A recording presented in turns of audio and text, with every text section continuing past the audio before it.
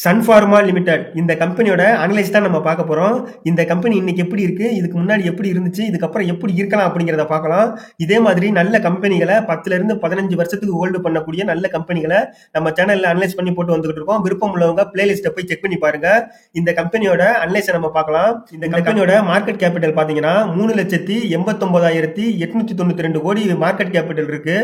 Current price பாத்தீங்கன்னா 1,625 ரூபாயில trade ஆகிட்டு இருக்கு. ஹை பாத்தீங்கன்னா 1,626 ரூபாய் வரையும் போயிருக்கு. லோ பாத்தீங்கன்னா 922 ரூபாய் வரையும் லோ வந்திருக்கு. இந்த கம்பெனிக்கு கடன் பாத்தீங்கன்னா 1,928 கோடி வந்து கடன் இருக்கு.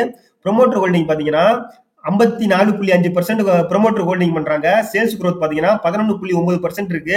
ரிசர்வ் பாத்தீங்கன்னா 59,586 கோடி வந்து ரிசர்வ் வச்சிருக்காங்க. நெட் ப்ராஃபிட் பாத்தீங்கன்னா 8,934 கோடி நெட் ப்ராஃபிட் பண்றாங்க. சேல்ஸ் பாத்தீங்கன்னா 47,445 கோடி வந்து சேல்ஸ் பண்றாங்க. இவங்க ஷேரை வந்து 2.44% வந்து பிளெட்ஜ் பண்ணியிருக்காங்க. ப்ராஃபிட் growth பாத்தீங்கன்னா 16.4% வந்து ப்ராஃபிட் growth பண்றாங்க. நம்ம இந்த கம்பெனியோட சார்ட்டை நம்ம அடுத்து பார்க்கலாம் எப்படி இருக்கு இந்த கம்பெனி அப்படின்னு.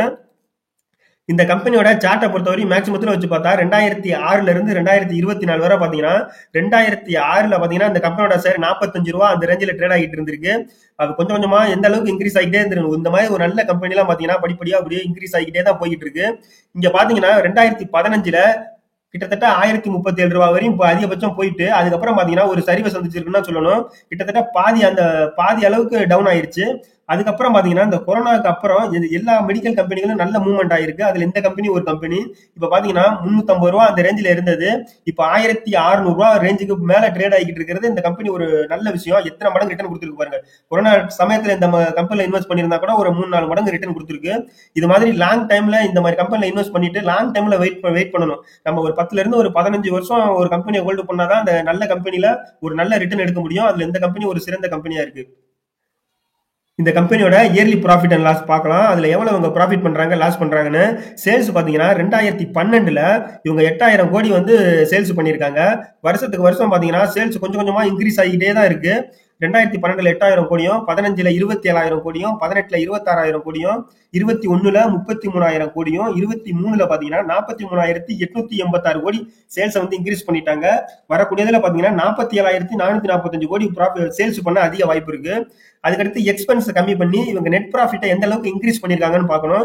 எந்த ஒரு கம்பெனிக்குமே வந்து நெட் ப்ராஃபிட் இன்க்ரீஸ் ஆகிட்டே இருக்கணும். அதுதான் அந்த கம்பெனியோட வளர்ச்சியை நம்ம பார்க்க முடியும்.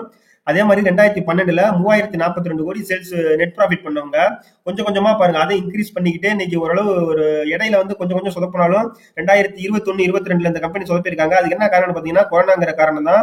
அதுக்கப்புறம் தான் பாத்தீங்கன்னா இந்த கம்பெனி ஒரு அசுர வளர்ச்சின்னு சொல்லலாம்.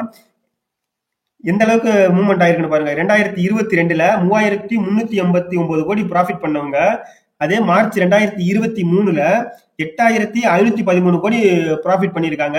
அதுக்கு அடுத்ததுல பாத்தீங்கன்னா 8,934 கோடி ப்ராஃபிட் வர வாய்ப்பு இருக்கு. இந்த மாதிரி படிப்படியா ஒரு இன்க்ரீஸ் ஆகிட்டே போற கம்பெனில லாங் டைம்ல இன்வெஸ்ட்மெண்ட் பண்றதுக்கு நம்ம இந்த மாதிரி கம்பெனிகளை தேர்ந்தெடுக்கலாம்.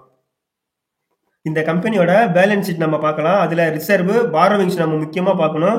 ரிசர்வ் பாத்தீங்கன்னா செப்டம்பர் 2023ல எவ்வளவு வச்சிருந்திருக்காங்கன்னு பாத்தீங்கன்னா 59,586 கோடி வந்து ரிசர்வ் வச்சிருக்காங்க. கடன் பாத்தீங்கன்னா 1,928 கோடி கடன் இருக்கு. இந்த கம்பெனிக்கு கடன்கிறது ஒரு சாதாரண விஷயம் மேட்டரே கிடையாது. ஏன்னா அவங்க கடனை விட பல மடங்கு ரிசர்வா வச்சிருக்கிறது இந்த கம்பெனிக்கு ஒரு நல்ல விஷயம். அதுக்கடுத்து இந்த கம்பெனியோட ஷேர் ஹோல்டிங் பேட்டர்ன் நம்ம பார்க்கலாம். ஷேர் ஹோல்டிங் பேட்டர்ன்ல ப்ரொமோட்டர் வந்து பாத்தீங்கன்னா 2017ல 54% ஹோல்டு பண்ணிருக்காங்க. அதை அப்படியே மெயின்டைன் பண்ணிட்டு 54.48% வந்து பாத்தீங்கன்னா இப்ப வரையுமே அவங்க ஷேரை வந்து அவங்க இன்ன வரையும் ஹோல்டு பண்ணிட்டு தான் இருக்காங்க. அவங்க வித்துட்டு வெளியில போக கிடையாது.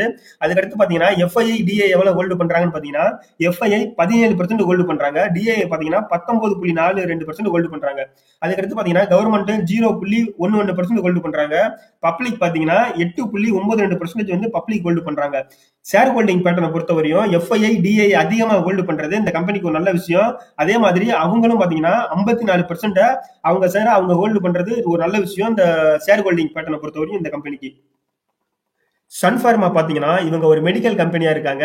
மருந்து மாத்திரைகள் மேனுஃபேக்சரிங் பண்ணி சேல்ஸ் பண்ணக்கூடிய கம்பெனிகளா இருந்து வந்துகிட்டு இருக்காங்க. இந்தியாவிலயும் சரி வேர்ல்டுலயும் சரி இவங்க பிராண்ட் இல்லாத கடையே இல்லைன்னு சொல்லணும். எல்லா மெடிக்கல்லையும் பாத்தீங்கன்னா இவங்க பிராண்ட் இருக்கும்.